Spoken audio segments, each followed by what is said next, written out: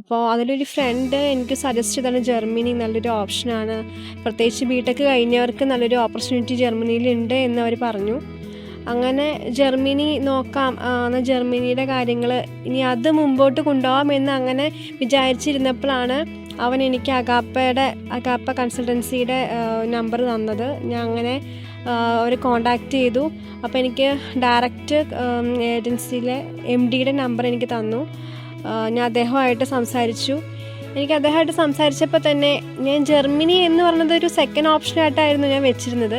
അദ്ദേഹമായിട്ട് സംസാരിച്ചപ്പോൾ തന്നെ ഞാൻ തീരുമാനിച്ചു, ഓക്കെ ഞാൻ ജർമ്മനിയിലേക്ക് തന്നെ എന്തായാലും പോകുന്നുള്ളൂ. കാരണം എനിക്ക് എൻ്റെ എല്ലാ ചോദ്യത്തിനുള്ളൊരു ഉത്തരം എനിക്ക് അദ്ദേഹം തന്നു. ഒക്കെ സംഭവിക്കും എന്നൊക്കെയുള്ള ഒരുപാട് ക്വസ്റ്റ്യൻസ് എൻ്റെ മനസ്സിലുണ്ടായിരുന്നു.